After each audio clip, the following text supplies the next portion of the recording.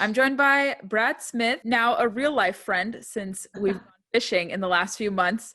But Brad is going to talk about what is happening with his company, Walton Rods. We're going to recount a little bit of our really awesome, epic Steelhead trip we did in December. And he's going to tease a little bit of new product from his brand new reel line and also some new models on the existing fly line with Walton Rods. So, Brad, good to speak with you again. Hope you're doing. Likewise. Did you successfully recover the deer harvest? I think you were expecting a package of your deer. Yes. It came last night. Excellent. It was a crazy process. As you're aware, most people probably I'm sure aren't, but we went out to Colorado on a mule deer hunt. And my partner in Walton Rods and his girlfriend, they live in Rifle, Colorado. That's where our shop is. And we've been going out there for years, elk hunting and mule deer hunting. And we finally were successful this last trip. And it's all DIY. We're on public land. I mean, that's just what we do. And I got a mule deer, and then our friend, Chris is his name, he got a mule deer as well. And it's a pretty seamless process. And so once you get drawn, you got to get one. And then we worked with a company, Wild Game Transport, I believe is what they were called, where they just ship it to you on a semi. So I had this guy call me last week, and he's like, "Hey, dude, we're on the way." It's like, cool. And they kind of gave me a window when they were going to be at my house. And man, sure enough, they just showed up. A big semi rolled out in front. They handed me 80 pounds of meat and left. It was pretty seamless. Very good customer service. I mean, some of us still had our deer all the way back with us. I had to buy a cooler, as you know, around the same time. I was on the other side of. Of all that. We were. Sorry, my dog is barking. If you can hear her. Good. We were very close actually in region, and we both got deer. I think the same weekend. I got mine that Saturday. Okay. It was election day, I think, right? The weekend after election day. I got my deer that Saturday. I got my white-tailed doe, and then your nice muley buck either that day or Sunday. I forget which day. But transporting that meat back was a challenge, with all my different luggage and carry-ons. But it wasn't impossible to do. It was maybe a fraction of what you had. I think I had maybe 30 pounds of my deer to bring back. But that's nice that they offer. I mean, you might as well for that service if you don't want to. Well, the other option, it was you pack it in dry ice and mail it to yourself. I assume. Yeah. But this was just the way to go. So it wasn't too expensive, I guess. It cost me $275 to get it. Oh, that's not bad. Okay. And that's having a semi drive it all the way to me from Colorado to Indiana. So factoring that all in, that doesn't seem so bad after all, actually. Yeah, but I got, my whole deer back, which is nice, other than just a few chunks, the roasts and, all that. This was me carrying it on my back. That's what that represented, because I had to pack it out of the mountain. I haven't quite experienced that. I think I had an easier time with packing out my deer. But I know from more experienced friends like yourself that it is kind of a challenge to lug all that. But that was really nice that they safely delivered it to you. And you really gotta want to pull that trigger.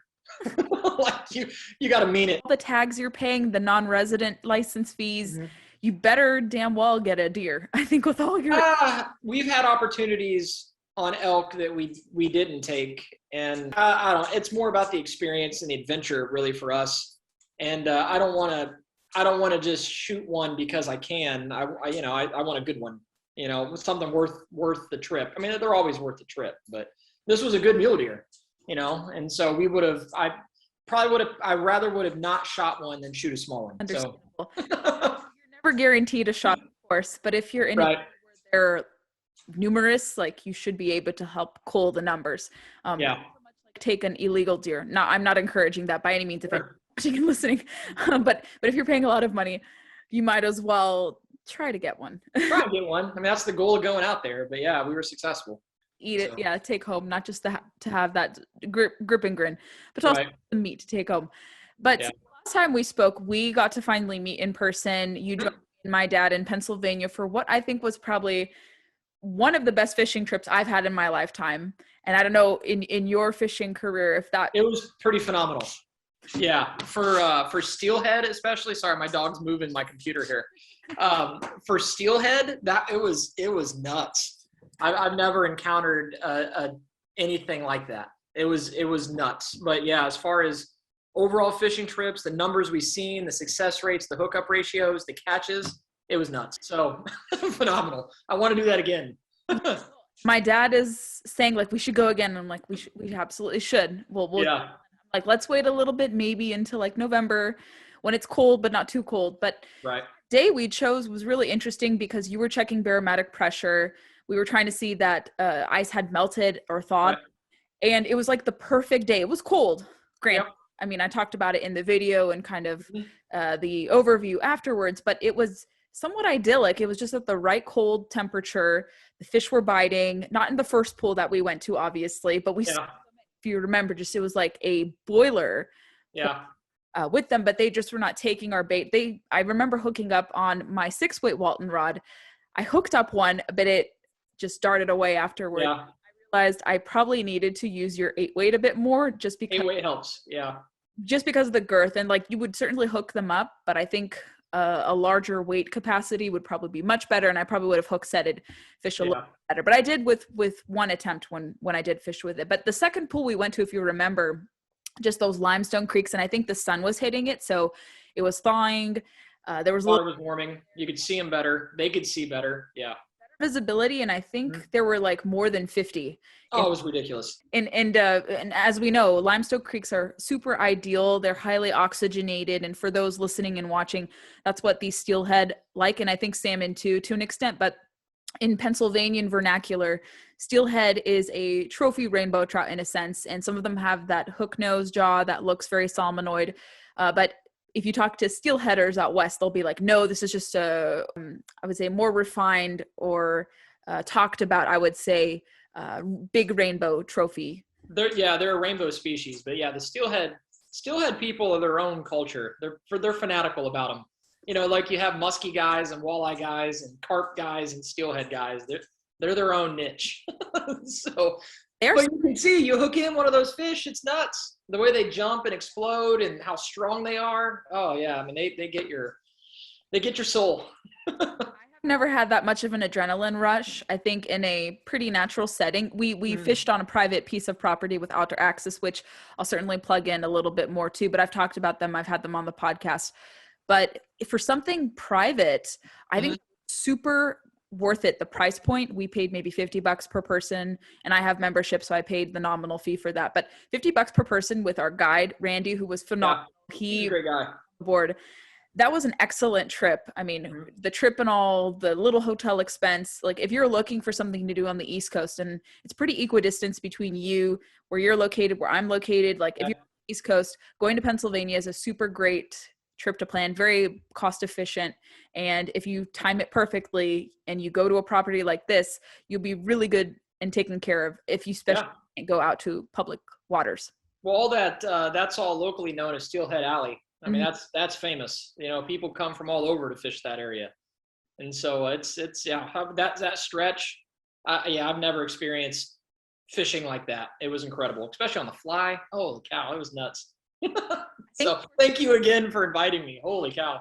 No, it was so much fun. You taught me a few things too. We got to meet and exchange different stories, more of your products. We got to make some memories going down and up that hill. Yeah. Bald eagles everywhere. That's a haul. Yeah. Saw so many different things. And I think that's pretty. Fail to take away from fishing trips. It's obviously not just about the catch, and we were very keen on taking some stuff home. My dad's like, I want to take as much fish home, and it actually turned out really delicious. We smoked a couple of the fish, we cooked it, and my dad's like, this is comparable, if not better than the supermarket, obviously better than supermarket salmon. So he's like, other way to get within the creel limits, of course, than buy store-bought salmon. Oh, absolutely. Well, when you get it natural like that, I mean, there's nothing. You know, when you get the steelhead that come from grocery stores, those are farm raised. So sometimes they can have stuff inside of them that makes them last longer on the shelf and things along those lines, or it's not so natural. It's farm raised, or I don't know. If I'm going to eat fish, I prefer to be wild caught like that, for sure. It tastes better. I mean, these are publicly stocked trout. I think people fail to understand that when you're fishing private property, for the most part, especially on the East Coast, much of the fish that traverse these different little canyons and limestone creeks, they are stocked publicly. So you are fishing from public troves and resource. So you're still getting a kind of wild experience in a sense, still kind of managed. So it's like the best of both worlds. I think that's what people understand. Well, most trout in general across the United States are stockers. We have quite a few wild populations, but there's way more stock populations. So most fish, except for brown trout, we got a lot of brown trout, but they're invasive. They're not even a natural fish here. And so the rainbows are, and other species, but yeah, by and large, it's a stock population we have. They're fun still, they get big, they reproduce, they grow, but their origins came from a fish farm.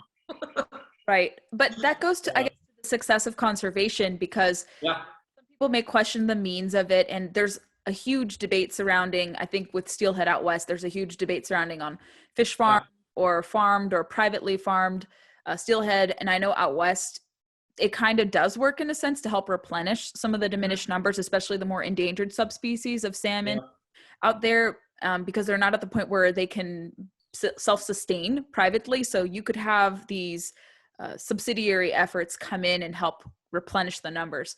But I think also it should be okay. Like here on the East Coast, like you said, most of them are brood.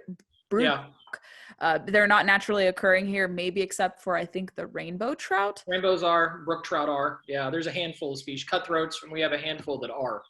But yeah, East Coast.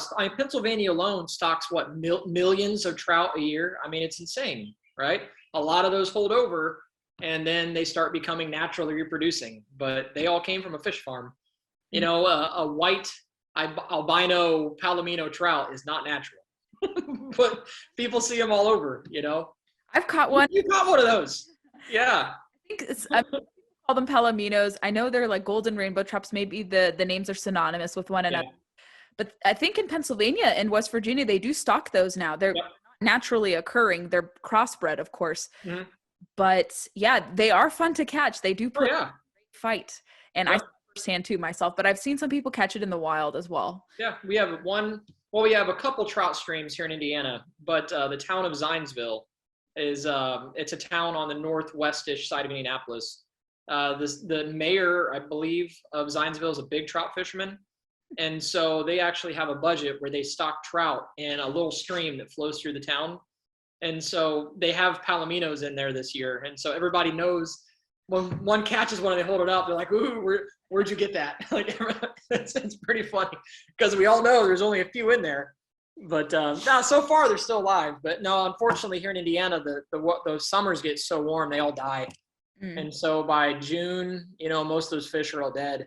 But then people, once the trout season opens, they catch them all out for the most part. But they're in there just for catch and release all winter, and then they get eaten in the summer or they die when the water gets too warm. So it's literally a put and take fishery that we have. So I think depending upon each state, I've noticed in Virginia and Maryland, I'm discovering a bit more with some of the fisheries here. I'm going to check out actually a really great place called Beaver Creek. We'll have to check that out someday together. Yep.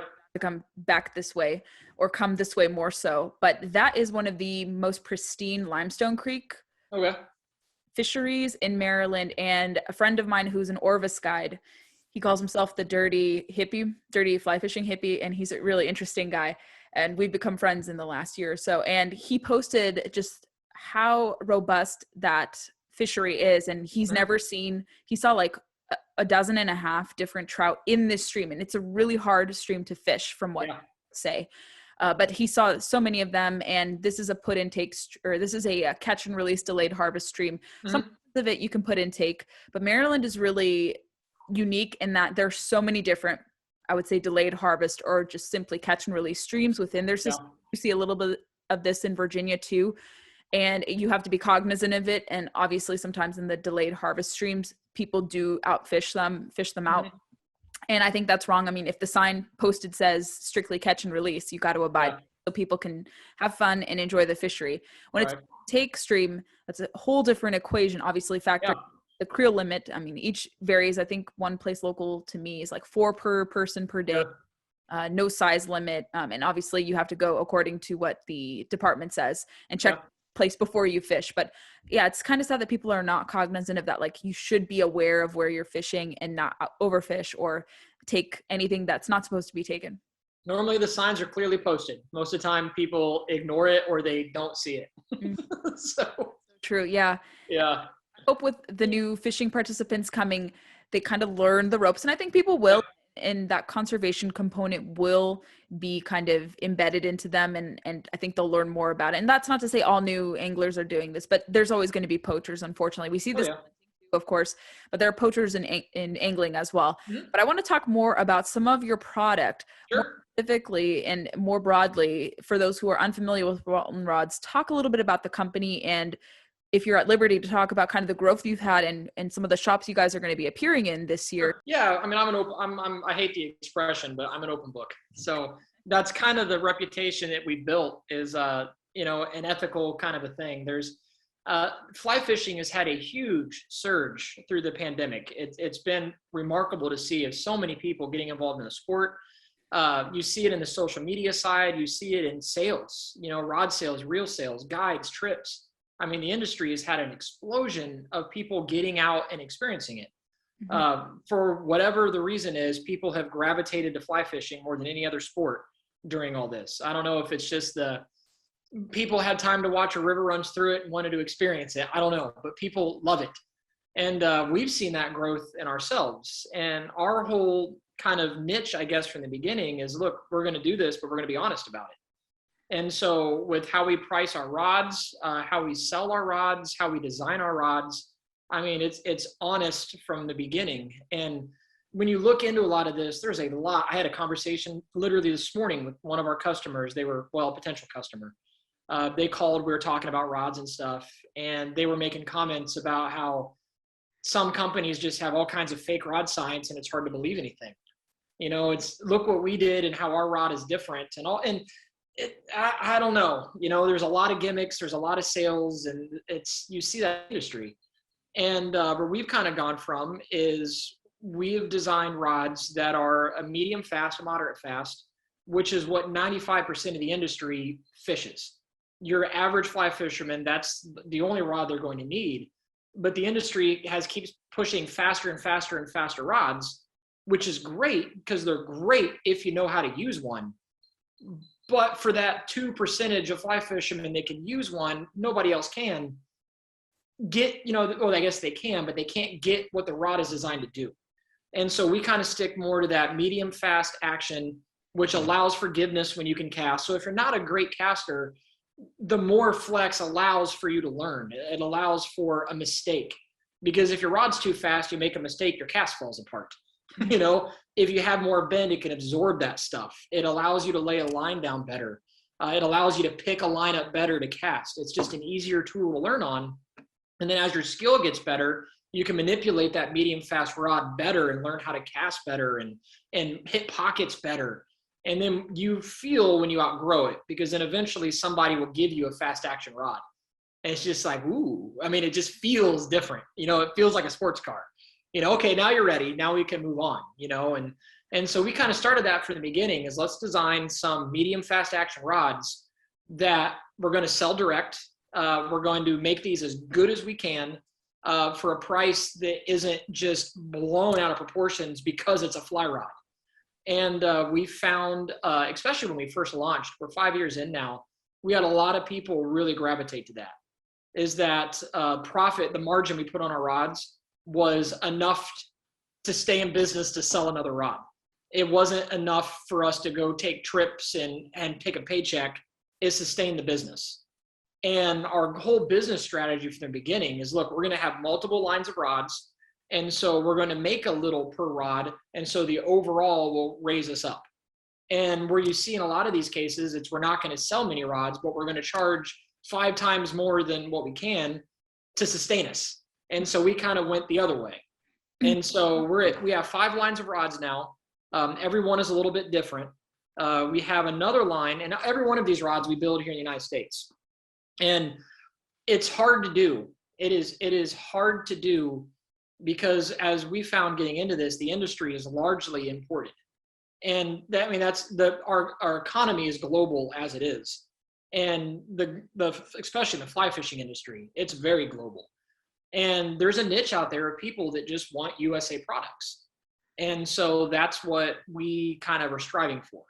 And now as far as where we're going, just like what you're asking about, we actually are bringing in our first imported rod that we're going to launch in July.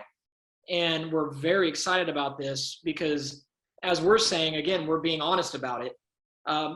Since we're importing it, it's not that expensive because it's an imported rod, and we're not putting 1,000% margin on it like is kind of customary. So we're literally putting the same margin on it as we put on our USA rods. And that's how we're going to be able to offer this thing for $195, full lifetime warranty. And it is a rod that if we build it ourselves in our own shop, it would probably be around $400. Wow. But because it's an import, we can do this. But we're also kind of putting our ethics first on this, saying, goodness, all we need to do is stay in business. That's our goal. Stay in business, make enough that we can continue to grow. We're not trying to take advantage of somebody because we have an advantage on the purchase price. You know what I mean? And so going this route, we're going to be able to offer a really, really good fly rod at a really good price, and a lifetime warranty. It's hard to find a fly rod in the United States under $200 that has a lifetime warranty. Mm-hmm. It just is.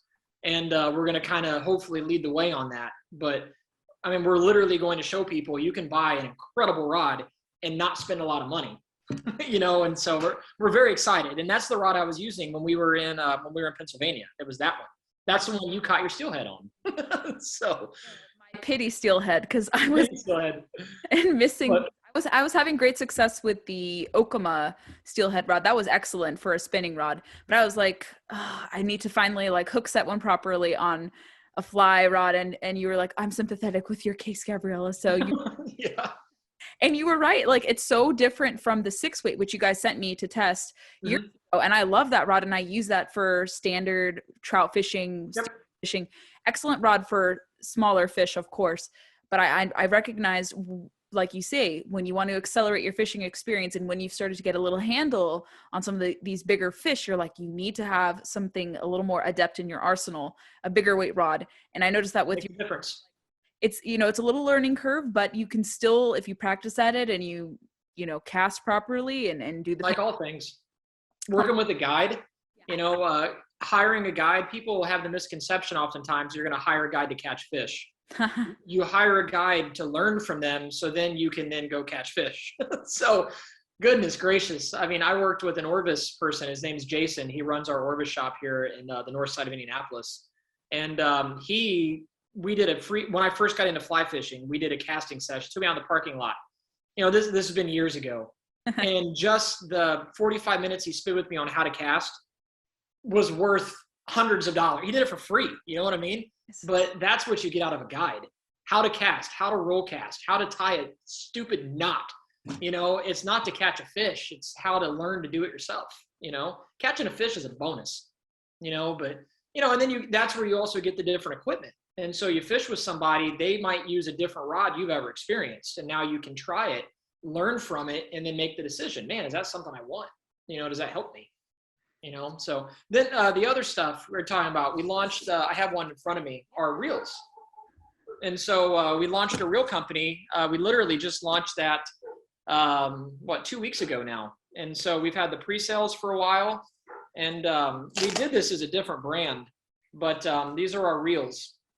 They're very, so they're pretty.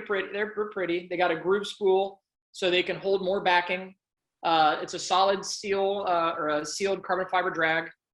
They're very light, but fully CNC. But we're pretty proud of these guys. The industry has kind of responded to them. We're joking, saying that we're probably going to become more of a reel company than a rod company, the way people are kind of picking these things up. So it's pretty cool. That's incredible to have such great feedback. I mean, have people encourage you? I don't know if you're planning to do this or if it's feasible or financially practical, but have people said because of just the interest in your product, you guys should exhibit at ICAST or some of these other fly fishing shows? Yes. Yeah. Well, we actually had a buyout offer last year. Somebody wanted to buy us, and this is my company. This is my partner's company. This is our company. You know what I mean? It's not for sale, but it was a super cool honor that somebody was interested. Wow. But yeah, we're actually talking about doing ICAST next year. And so we have new products that we're going to be rolling out, brand new fly rods that are going to be our own blank, our own design. We have more reels that are already in the works. And we're planning on doing iCast. It'll be a 2022 thing, but we'll be there. So this year we didn't do it just because we're kind of getting our feet wet in this still. The reel thing is a new thing. And we also kind of go back and forth on fishing shows in general. Because with social media, I can put out a post, you know, and we can reach thousands of people in a post, or we can spend thousands of dollars and go to a show when I can put out a post and reach the United States. Mm-hmm. So I don't know. Maybe these shows are great, you know, great publicity and all that stuff, but our marketing strategy, our methodology, we've been successful without it. And so I'm not sure if we want to cross that bridge or if we want to just stick true to what we're doing and do more of it. So as of now, I think we're going to go to iCast, but I don't know. Today's only Tuesday. We'll see what happens tomorrow. Well, if you do I told you about this show, but I think in terms of niche specificity, the Virginia Fly Fishing Show, I think they have pretty fair rates from what I understand for exhibitors. So that would be worth your while, I feel, because it's like it caters to your clientele. Yeah. You would get a good return on investment. It's a lot of fun, great food, and the organizer. Oh, sure. Okay. So that's we've looked at that one. We looked at one in West Virginia, one in Ohio, several here in Indiana, one in Michigan, one in Fort Wayne. I mean, there's a whole series we've been looking at. Nice. But like I said, we may cross that bridge. So we have kayak rods, spinning and casting rods we're going to launch very soon. And so we worked with 3 different professional kayak anglers. And so we're getting into the bass world now. Mm-hmm. And we're going to start seeing, those are going to start creeping up on our social media probably within the next 15 days. And so we're excited about those. That might change the whole game with those things. And so these guys basically went to them. They're friends of the company. They're fly fishermen, and basically said, if you guys could design a perfect kayak rod, what would it look like? And so we took all 3 of their designs and turned it into rods. And so we're going to have a full line of spinning rods and a full line of casting rods specifically designed to be fished out of a kayak. And so I can't give too much away about it because I think once these things hit the market, you're going to see other companies making similar ones because they're unique. So I'm very excited about those. So industry by storm. I love it. I mean, since I've been connected to you for many years, when we were both at Wide Open Space, connected like 5 or 6 years ago, give or take.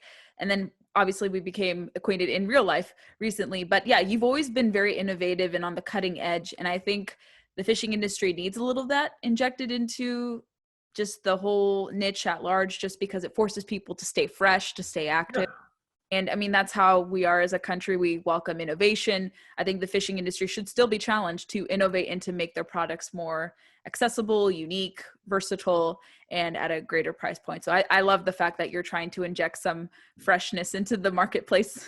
That'll be neat. I think these rods are going to go over people that kayak fish. It is a surging part of the industry. Yeah. Quiet sports. I mean, last year in 2020, you couldn't buy a kayak. You know, they were sold out everywhere. 6-month, 8-month, 1-year-long waiting lists. I tried canoeing and fishing. It was very difficult, so I don't want to do that again. I like both separately, but I was like, I can't do, because I was trying to paddle upstream, and it was so it was not fun, and I got my line tangled and but it was still fun for paddling. But maybe kayak fishing is a little different and less of a moving stream. That's something. Yeah. Well, fishing kayaks are unbelievable. You know, you can foot pedal them. So you use your feet like bicycles to paddle. And that way your hands are free, you know? I mean, and you have all your electronics now and all kinds of stuff. I mean, and you can stand up in them.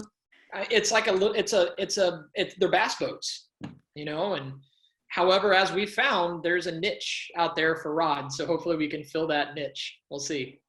But yeah, we're excited. Having the bases covered. This is wonderful. All right, Brad, where can everyone connect with you and the company, social media wise or online? Yeah. Well, our rod company is Walton Rods. And so you can find us on Instagram, Facebook. I have a Twitter, but it's abused. I don't ever get on that. So I don't know. Goodness, I'm managing too many social media accounts. But at Walton Rods is what it is. Walton is my son's name, and so like I said, we named it after him, and so it's all Walton Rods.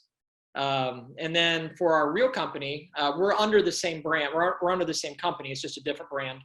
That's Range Reels. And so same deal. I can show you the box here, but yeah, Range Reels. At Range Reels on Facebook, on Instagram, same deal. We're pretty active on both.